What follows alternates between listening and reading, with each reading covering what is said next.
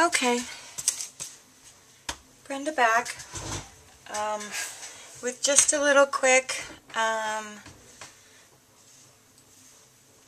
show and tell about how I decorate and what I do to a naked box.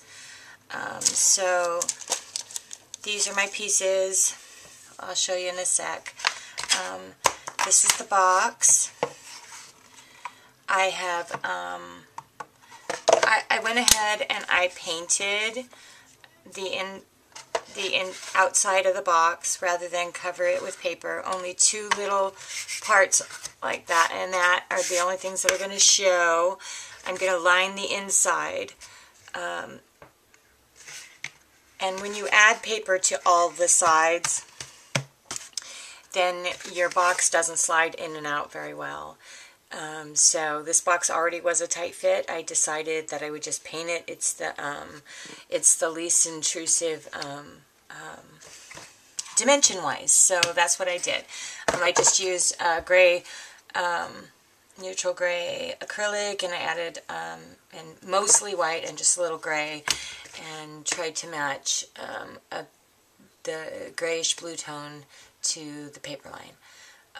So that's what I did. I painted my box, and I just went in the corners, and I actually did 2 coats, and it's all dry.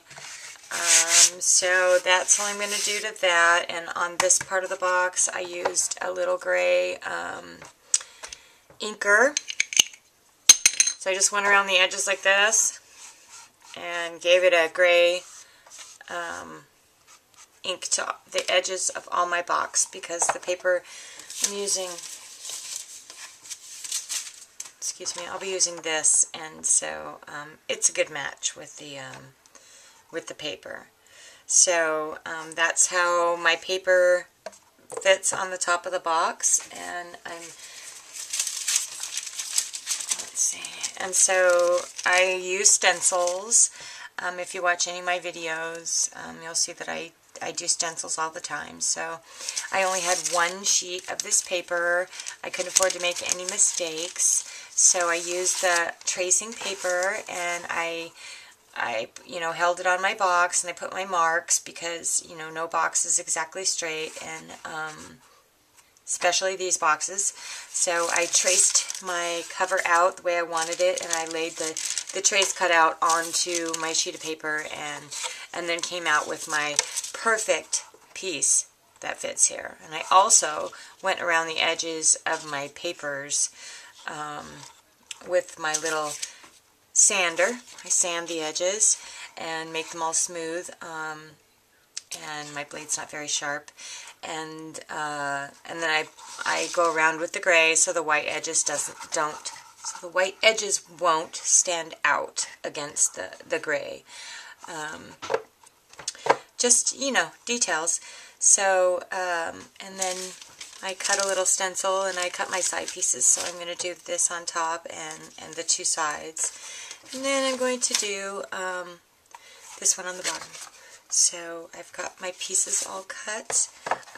I only had 1 each of the 12 by 12. I wish I would have ordered 2 of each. I should know better, because I always like both sides.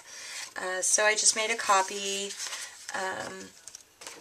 of my piece for the bottom of the box. I made a color copy for my piece for the inside, and my 2 and my sides. So I've got them all inked up and cut and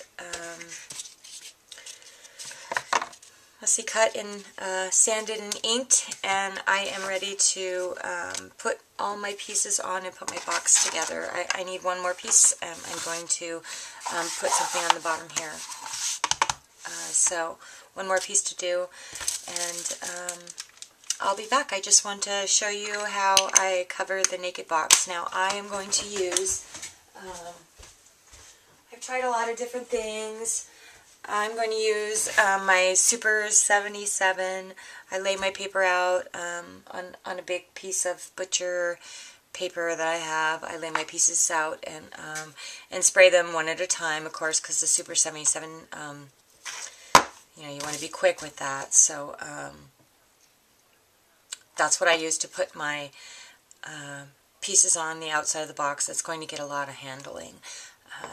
So that's where I'm at, and I'll be back in my process. Okay, don't forget to subscribe.